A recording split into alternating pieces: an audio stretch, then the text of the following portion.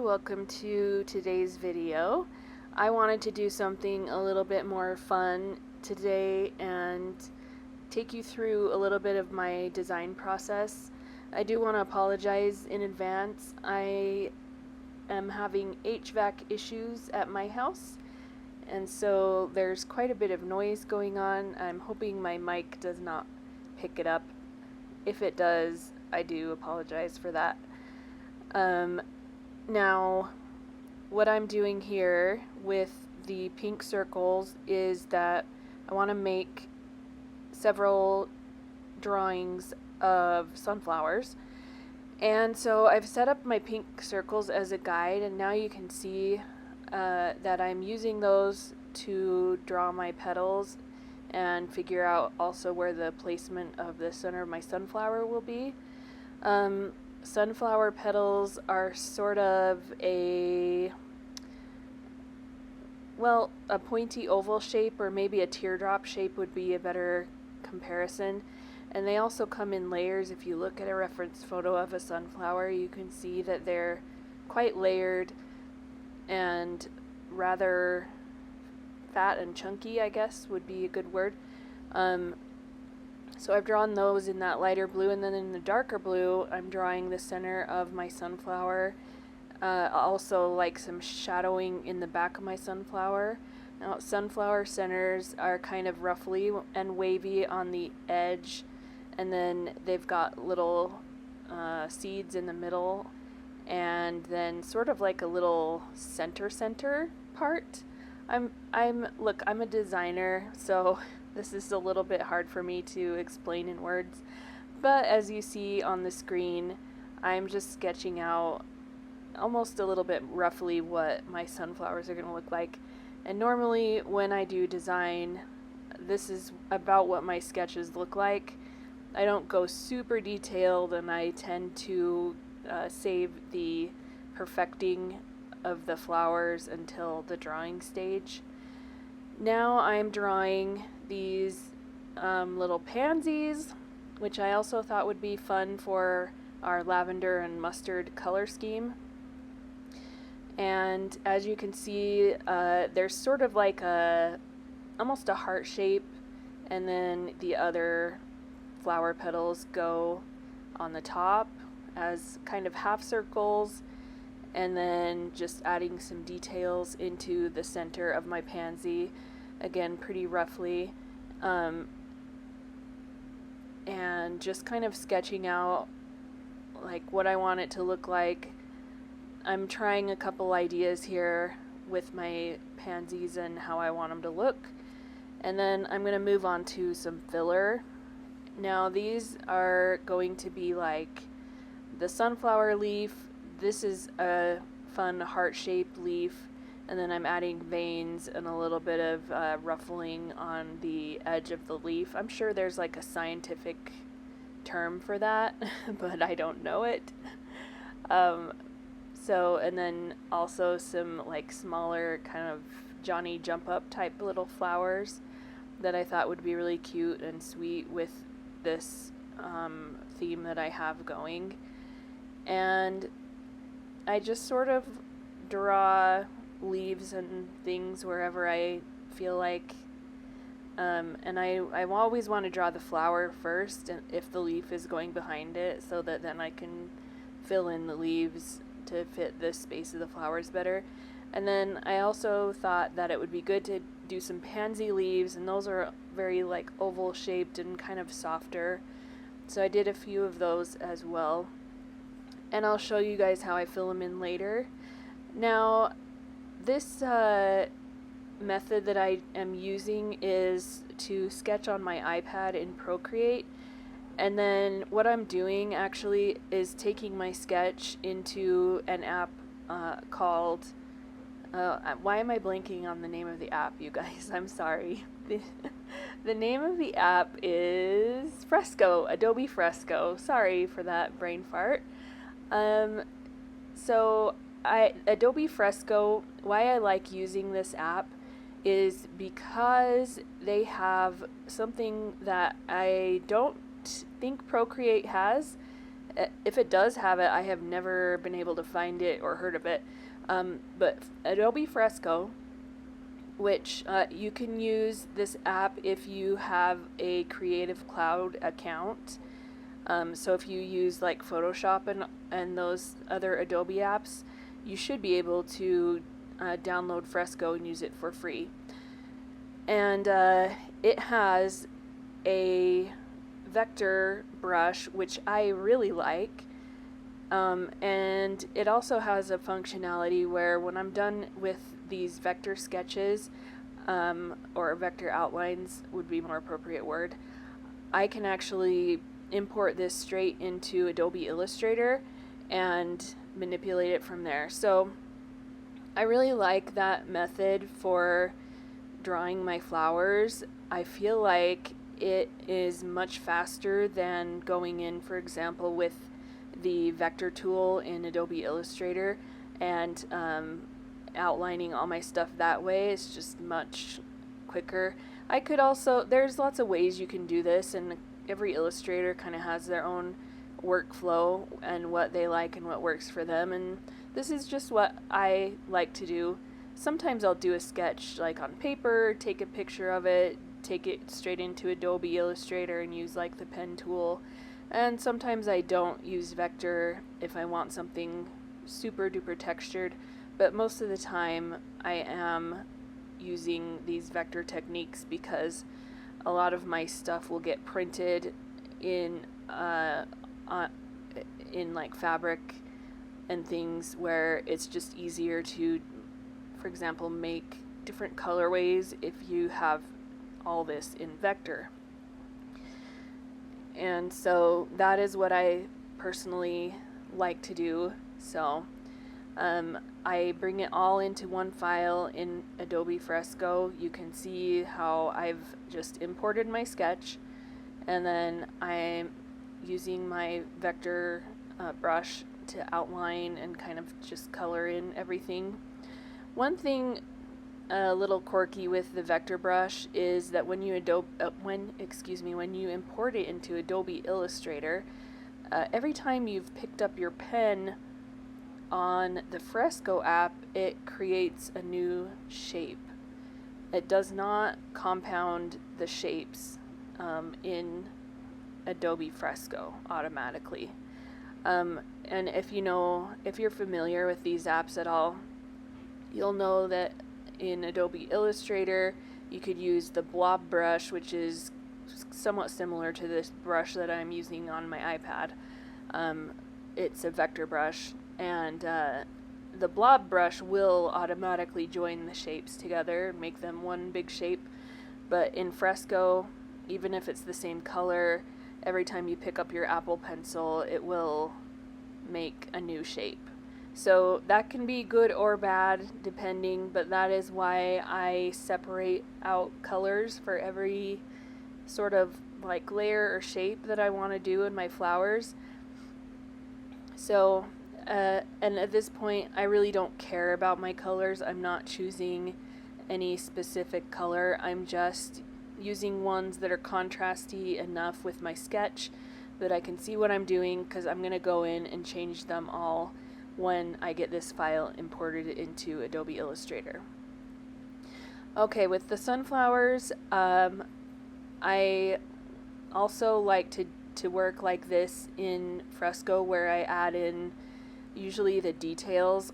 Actually, I will draw in first, and then I will add a new layer underneath the layer above it and sketch on that lower layer and draw in my details kind of layer by layer. And that way, if I do kind of like forget or make a mistake and draw something in the same color, I can lock up those layers and select exactly what I want to manipulate in Adobe Illustrator or in Fresco even. And that way it just makes it easier for me as an artist to be able to manipulate what I've drawn in here. So also doing little dots like this is so much faster in Adobe Fresco if you want sort of like irregularly shaped and different size dots, it's probably 50 times faster than doing it in Adobe Illustrator. So there's another reason why I really like Fresco. If I'm doing stuff that's not vector, I'll usually go towards Procreate just because I have a lot more of brushes that I've accumulated over the years in Procreate, and I'm familiar with Procreate a lot more than I am with Fresco. The only thing I pretty much use Fresco for is that vector brush, which I really like. So if I'm doing anything that does not require the vector brush on my iPad, I'm probably doing it in why am I blanking tonight so much? I'm probably doing it in Procreate. Oh man. So another thing why I like Adobe Fresco, like I mentioned before, creating a new shape every time that you pick up your pen. So I'm actually picking up my pen every petal that I do, every flower petal, and then once I've done that, I will fill in that whole entire petal without picking up my pencil, which obviously you can't see from the screen recording, but each one of these sort of petals that I fill in is going to be its own shape, which is super handy as well if I want to go, when I get into Adobe Illustrator, if I want to go in and manipulate any of the shapes that I've created in Fresco, I can do that because they're not all joined together in one shape.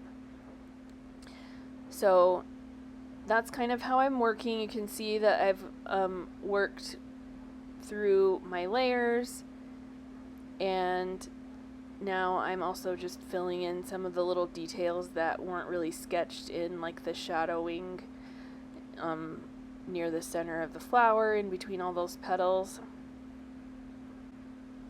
And at this point in my process, I decided I think these might need just a little bit more detail to them. I feel like sunflower leaves have so much, what is the technical word? If you know it, comment it. It's like kind of folds in the petals, in the flower petals. They're not veins really, I don't think. They're more like folds, like you would fold a paper. But I was kind of just thinking, oh, these feel like a little bit one note. Maybe I need a little more dimension. So I played with the idea of adding those extra details to the flower petals. And I'm just going to take you through the rest of my process for creating these sunflowers. I wanted you to see every single part of this little mini collection. I wanted to show you guys like the real raw, actually what happens when I'm creating artwork for my pattern designs, and show you what I actually do. So I will sometimes add in these details that were not in my sketch. I totally am not married to my sketches. I fiddle and mess around and change things all the time. And when I'm designing for a fabric collection, for example, I'll take a lot of time and like make those details really perfect. So I'm doing this especially for this video, and so I did not stop and fiddle with things quite as much as I didn't stop and fiddle with things nearly as much as I normally would, just for the sake of time and showing you guys how I actually do this. If I even these videos that I made, these screen recordings are sped up like 20 times faster than they are in real life. And I feel like if I actually took you guys through and you saw all the little tiny, just nitpicky little tweaks that I do to my stuff, it would be so slow and boring. and so I didn't want to do that. So for the sake of just time for this video, I did not spend as much time as I normally would just like getting every little thing perfect. And sometimes I do think as a designer that when I stop and get every little thing perfect, sometimes it works against me. Like sometimes it's not that great of an advantage. Like I get too in the weeds and too into the details, and I sort of lose sight of the bigger picture. But sometimes, every time I work on a pattern, I learn something new, and I learn like where and when and how I should fill in those little extra details, so that I don't end up going too much or too little and kind of ruining like what I wanted to do. Sometimes I'll also, the zoom feature for me is also kind of it's a double-edged sword for sure, because I really like to zoom in there and get tight into those little details. So for this part I decided to make a few stems for these sunflowers, and I didn't end up using them in my pattern. Like maybe I will go back and do something where I use those stems, and I didn't actually put those in my sketch either. I just thought maybe I need to like add those in case I want to use them in my pattern.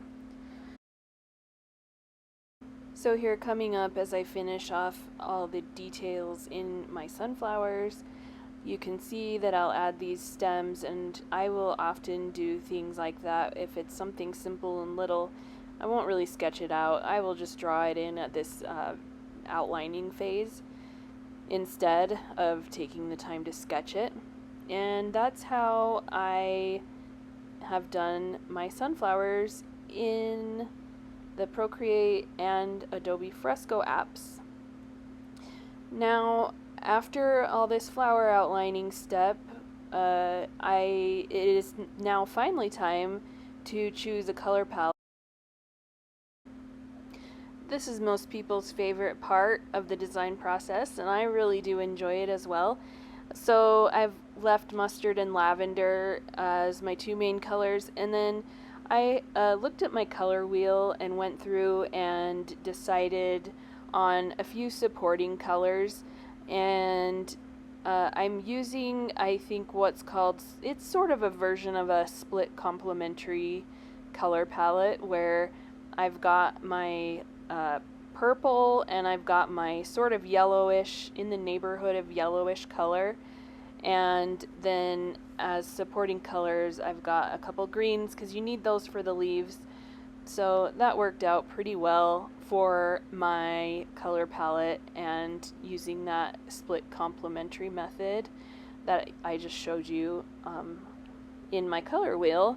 And so at this point I am importing my illustrations that I've done, my outlines that I've done from Adobe Fresco into Adobe Illustrator. And I'm going ahead and hopefully this kind of shows you what I mean by when you lift up your pen, it creates a new shape.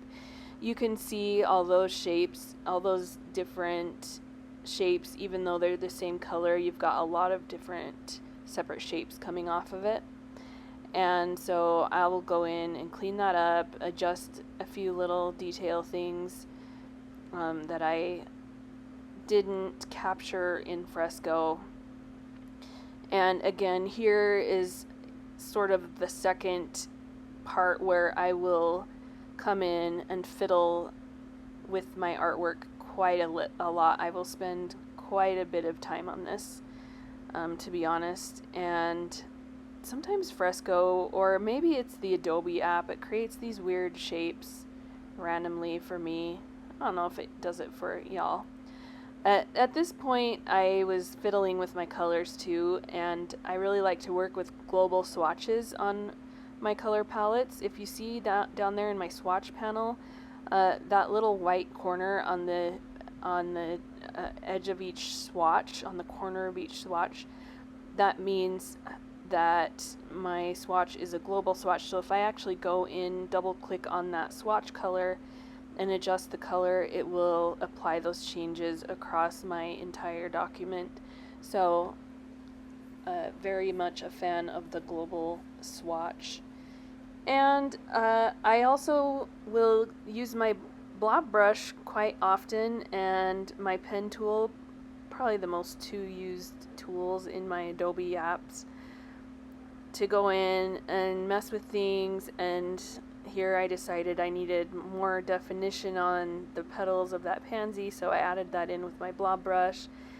And speeding this up a lot because this can get quite fiddly even with sort of like my abbreviated shorter version that I'm doing here for you guys for this video.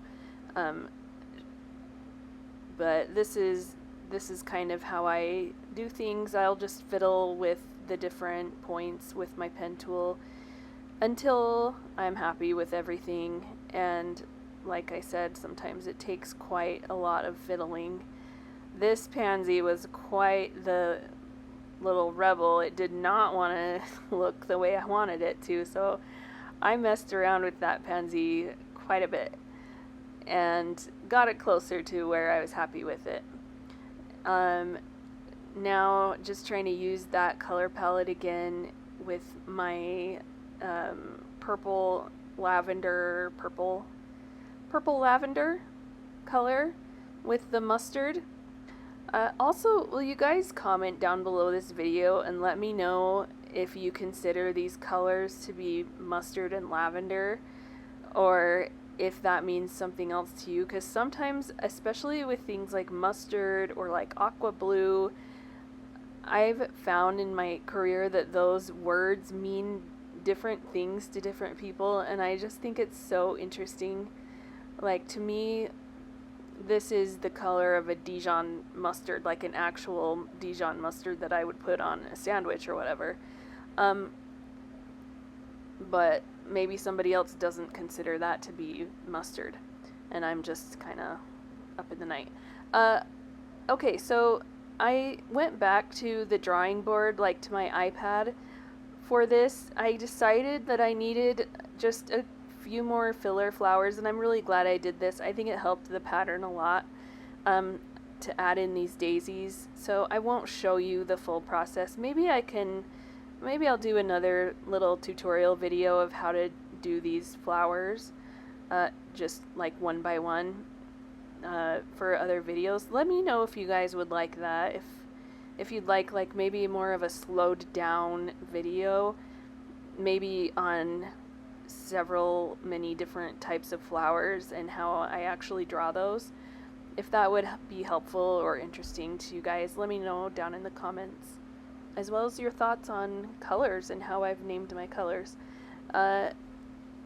Okay, so here I'm just again going in and kind of perfecting and building the beginnings of my repeat pattern before I actually take it into the Illustrator swatch. And I also decided I needed a couple little, like, very tiny flowers to put in here just to create a little bit more interest to the pattern. So when I do this, I will often create sort of like a cluster, maybe is the best word, and I will then drag that cluster into my swatches panel and go ahead and finish the pattern up in my swatches panel.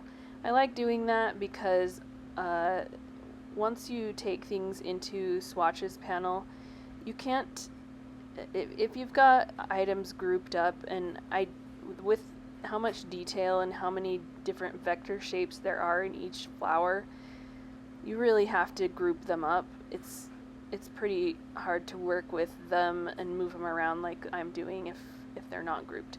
And on the main artboard, you can double click on that group and then get into it to edit the individual flower or shape or whatever group you have.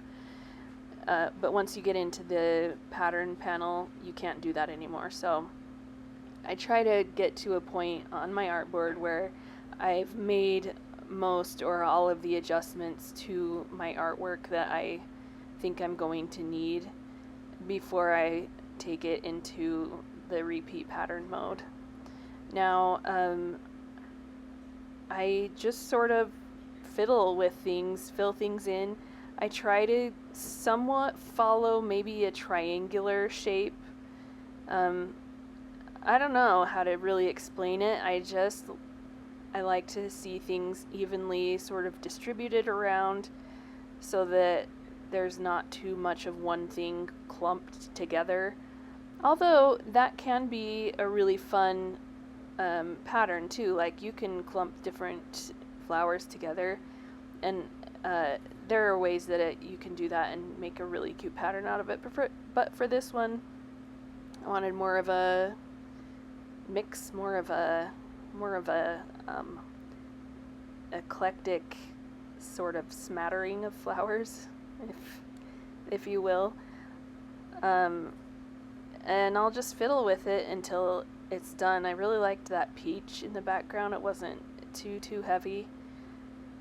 Now here I've decided that I need a few more colors, like just a few variations on my pansy. So I'll take my pansy artwork that I created and just change the colors on it, and then add those back into my pattern and fiddle around with placement and things until I'm happy with it. I felt like I needed maybe just a little bit more of that rusty orange accent color that I have, and I felt like that made my pattern a lot stronger. It just was feeling maybe a little bit too repeaty with just the three variations of the pansy that I had, so I went in and created a couple more. Now onto supporting patterns. This is fun. So now once that I've got my main key pattern for my collection, I'll often just take different elements from that key pattern and use those to create the supporting patterns. So supporting patterns are usually smaller in scale, and I'm a details gal, like I've mentioned, so I really like to have sort of tightly packed, detailed patterns, and pulled myself back from this instinct quite a bit for this collection, just for the sake of time. Here I'm creating a little plaid pattern, and I'll just mess around with rectangles and squares until I get a plaid that I'm happy with, and you'll see the evolution of it. I was feeling like this plaid in particular needed just a little bit more detail. I like to add a little more detail into my plaids.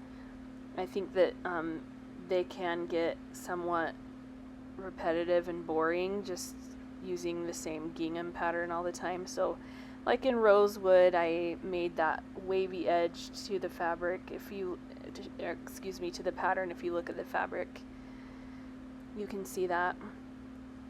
So just messing with the details until I'm happy with how this pattern looks, and then putting it on a bias, which I also like to do with plaids quite a bit.